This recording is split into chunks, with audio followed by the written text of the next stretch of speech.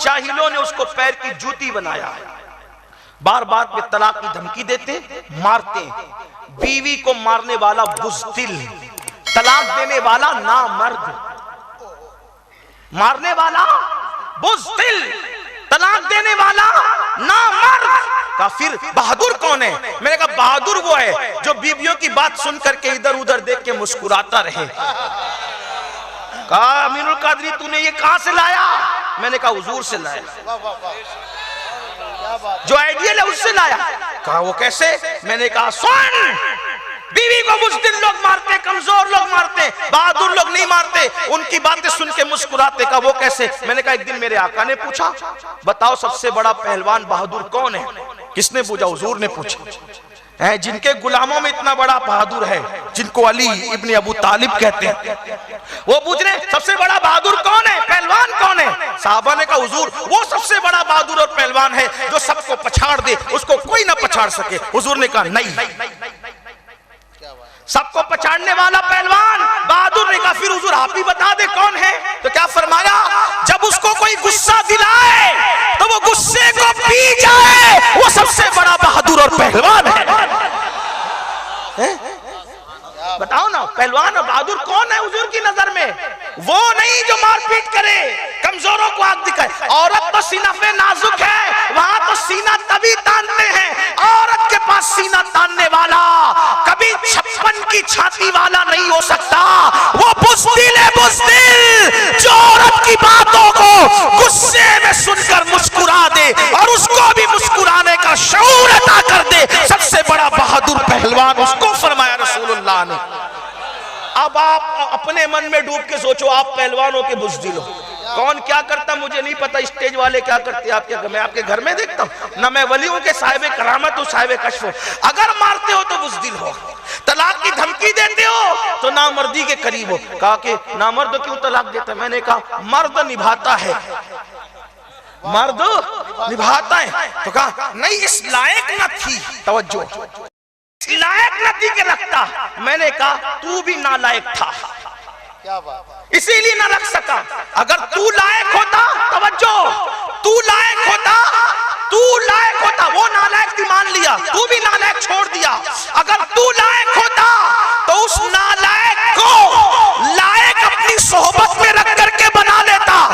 یہ کیسے ہو سکتا ہے؟ میں نے کہا میرے مخدوم، میرے مرشد محبوب یزدانی، قطب لاسانی، غوث العالم سید مخدوم اشرف جہانگیر سمنانی کو دیکھ، جس نے بلی کو اپنی صحبت میں رکھ کر کے اللہ کی معرفت دے دی اور طوطے کو اپنے پاس بٹھا کر حافظ قرآن بنا دیا۔ تو اللہ جب تیرا پیر طوطے کو حافظ بنا سکتا ہے تو کیا تو مرید ہو کر بیوی کو اپنی طرح لائق نہیں بنا سکتا؟ وہاں تو جانور بھی سدھرتے ہیں، وہاں تو جانور بھی سدھرتے ہیں، تو بیوی کو کیوں نہ سدھار سکا؟ اس کا مطلب تو بھی نالائق تھا۔ ورنہ آپ سے پوچھتا ہوں لائق کس کی ہوتی ہے میرے بھائی؟ اگر وہ لائق ہو تو عورت ہی نہ رہے۔ بہنیں معاف کرنا، تھوڑا آپ ہی کے حوالے سے سمجھا رہا ہوں، اس لیے تھوڑا یہ بات کرنی پڑتی ہے۔ ہاں ایک دن میرے بیٹے نے مجھ سے کہا آپ تو ہمیں ڈانٹتے ہیں، چھوٹوں کو ڈانٹتی نہیں۔ میں نے کہا وہ بچے ہیں، وہ سمجھتے ہی نہیں، ان کو ڈانٹ کر بھی کوئی فائدہ نہیں بیٹے، ڈانٹنے سے تو آپ کو ان کو تسلی مل جاتی ہے نا۔ تو میری بہنوں سے معافی چاہتے ہوئے آپ کے لیے تھوڑی محنت کر رہا ہوں، میرے لیے دعا کریں۔ ورنہ آج کل کبھی کبھی میرے ایک بھائی نے مجھ سے کہا آپ ہمارے گاؤں میں آئے تھے تو ایک بچی نے کہا کہ سید صاحب ہے نا؟ ہاں کہا ہاں وہ آئے۔ کہا وہی مولوی ہے نا یہ جو عورتوں کا بڑا دشمن ہے؟ اس کے بھائی نے کہا یہ عورتوں کا دشمن کیسے ہے بیٹی؟ یہ سید زادے کو تو بھیڑ عورتوں، کہا یہی کہتے ہیں عورتوں کو موبائل مت دیا کرو۔ چلو بچی کی اپنی سوچ ہے، میں تو کہتا ہوں نہ دو 5، لیکن وہ بچی نے ایک ہی رخ سنا، دوسرا اس کو شاید کلپ کاٹ کے دی گئی ہوگی۔ مہربانوں کی مہربانیاں۔ میں نے تو اس تقریر میں یہ کہا تھا کہ 5 لاکھ کا موبائل بیٹی مانگے تو دو، 5 لاکھ کا زیور مانگے تو دو، 5 لاکھ کا زیور مانگے تو دو، 50,000 کا موبائل مت دینا۔ کیونکہ آج بیٹیاں سیریس لو اس کو مزاق، بیٹیاں اگر آج بھاگ رہی ہے موبائل کی وجہ۔ میں نے فیس بک کی لعنت یہ دیکھی کہ کئی شریف گھرانوں کی بیٹیاں بھی صرف فیس بک کی وجہ سے غیروں کے ہتھے چڑھ گئی، اسلام چھوڑ دیا۔ شریف گھرانوں کی بات کر رہا ہوں، یہ کیوں؟ اس لیے کہ فیس بک پر ایسی ٹیم بٹھائی جا رہی ہے جو آپ کی بیٹیوں کو ورگلا کر کے اپنے چنگل میں پھانس کر اس کا مذہب اس سے چھین سکے۔ اپنی بیٹیوں کو بہت پیار دو، بہت زیور میں ان کو لدا دو، موبائل مت۔ اگر موبائل کی سخت ترین ضرورت پیش آ جائے تو بہت صرف فون اٹھانے اور رکھنے والی نوبت ہو، ان کے پاس اسمارٹ موبائل مت دو، بلکہ اسمارٹ موبائل تو بچوں کو بھی مت دو۔ یہ زہر قاتل ہے، اپنے بچوں کو وقت سے پہلے بالغ بنا رہا ہے یہ موبائل۔ جو کچھ آپ نے 20-22 سال کی عمر میں پہنچ کر کے نہیں سوچا ہوگا، وہ آپ کا 5 سال کا بچہ اپنی آنکھ سے دیکھ رہا ہے موبائل کے اندر۔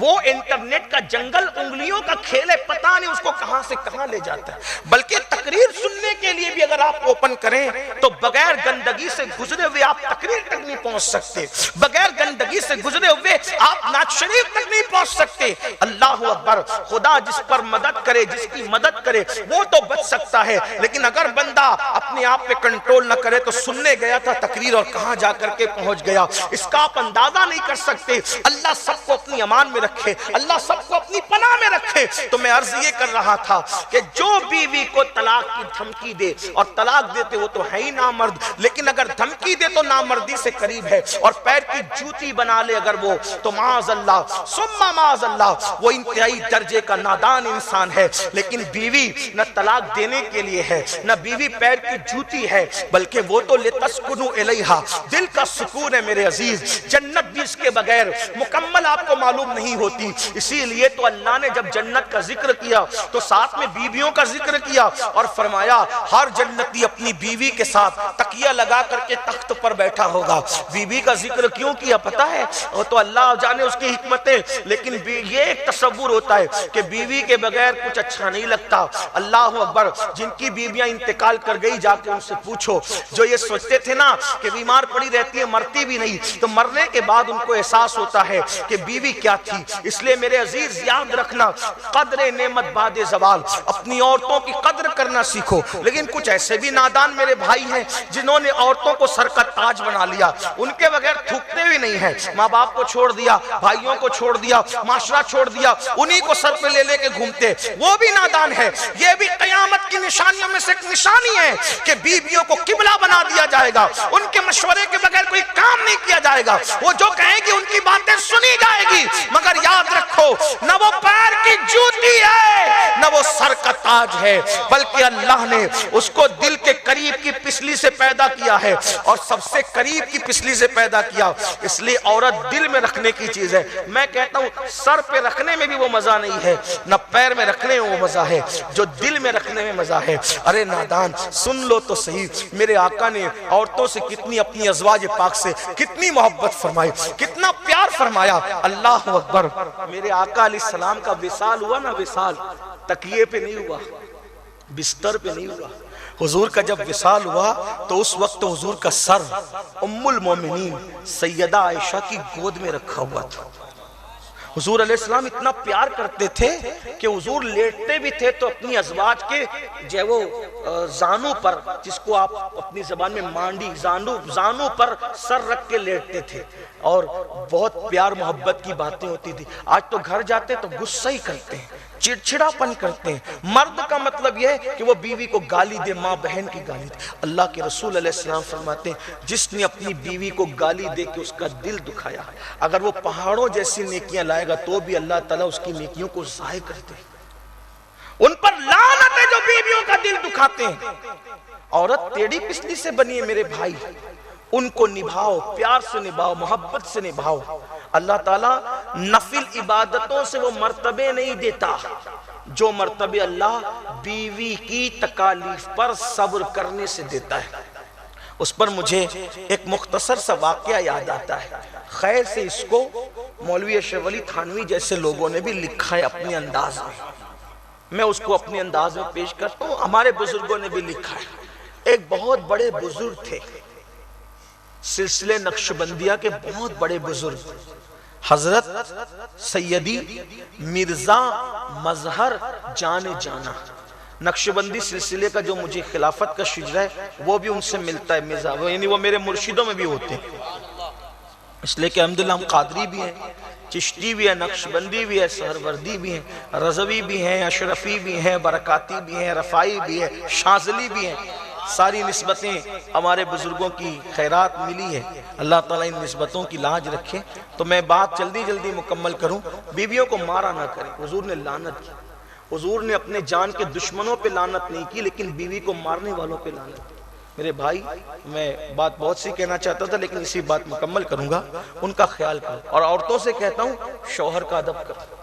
اللہ کے رسول علیہ السلام فرماتے ہیں ان عورتوں کو میں نے جہنم میں کتے کی شکل میں دیکھا، اور کتا جیسے زبان لٹکاتا ہے دھوپ میں ایسے کرتا ہے، تو میں نے کتے کی طرح ان کی زبان کو لٹکی ہوئی دیکھی۔ میں پوچھا یہ کون عورتیں ہیں؟ کہا یہ اپنے شوہروں سے منہ چلا کر ان کو تکلیف دیتی تھی، ان کا منہ کتے کی طرح ہوا، جہنم میں حضور نے بتایا۔ عورتیں بھی ادب کرے شوہر کا۔ آقا فرماتے ہیں صلی اللہ علیہ وآلہ وسلم، اگر میں کسی کو سجدہ کرنے کی اجازت دیتا تو عورتوں کو حکم دیتا کہ وہ اپنے شوہر کو سجدہ کرے، مگر کسی کو سجدے کی اجازت نہیں، اللہ کے سوا کسی کو سجدہ نہیں کر سکتے، اس لیے ان کو بھی اجازت نہیں دی گئی۔ فرمایا عورت اگر، حالانکہ یہ صرف سمجھانے کے لیے کہ اگر شوہر کے جسم میں پھوڑے نکل آئیں، پھوڑے، اور عورت اس کو زبان سے چاٹ کے صاف کرے تو بھی وہ اپنے شوہر کا حق ادا نہیں کر سکتے۔ لیکن چاٹنے کا حکم نہیں ہے، لیکن یہ صرف اہمیت بتانے کے لیے بتایا گیا ہے کہ اتنی اہمیت ہے شوہر کی۔ آج کل تو شوہر کو کوئی اہمیت ہی نہیں دیتی بعض عورتیں، تو ان کو بھی خیال کرنا چاہیے۔ حدیث پاک میں آیا اگر عورت تندور پر روٹی سیک رہی ہو اور شوہر کو اس کی ضرورت پڑ جائے اور وہ آواز دے تو عورت کو چاہیے کہ وہ تندور کی روٹی کو تندور پر چھوڑ کر کے دوڑتی ہوئی شوہر کے پاس آئے۔ اگر وہ عورت نہ آئی، دیر کی، شوہر ناراض ہو گیا، تو جتنی دیر تک شوہر ناراض رہے گا اس عورت پر لعنت برستی رہے گی، اور اگر اسی حالت میں اس کی موت آ گئی تو وہ عورت جہنم میں جائے گی۔ اس لیے عورتوں کو یہ حکم ہے۔ لیکن اب آج کل کیا ہو گیا، شوہر بلا رہا ہے فون کر کے کہ چلو آ جاؤ، جو جھگڑا ہوا تھا ختم کرو، غصہ تھوک دو گے، نہیں میں تو نہیں آؤں گی، میں تو تمہیں کورٹ میں چڑھاؤں گی۔ تو یہ نادانی نہ کرو، سکون نہیں ملے گا۔ ہم کورٹ میں اپنے گھر کا، یعنی میاں بیوی کا معاملہ، اور پھر آپ جانتے ہو گھر کی عورت جب کورٹ جاتی ہے تو لوگ اس کو باہر اس کا کتنا مس یوز کرتے ہیں، اس کا کتنا غلط استعمال کیا ہوتا ہے، جانے والے اچھی طرح جانتے ہیں۔ اللہ والو رحم کرو اپنے آپ پر۔ میں یہ نہیں کہہ رہا ہوں کہ کورٹ فیصلہ صحیح نہیں کر دیا، یہ نہیں ہے، وہ نہیں، یہ سب نہیں کہہ رہا ہوں۔ میں یہ کہہ رہا ہوں کہ بیٹی کے گھر کے مسائل گھر میں بیٹھ کر حل کر عافیت ہے، یہ ہے شرافت۔ بہرحال تو بات میں سمیٹ لوں۔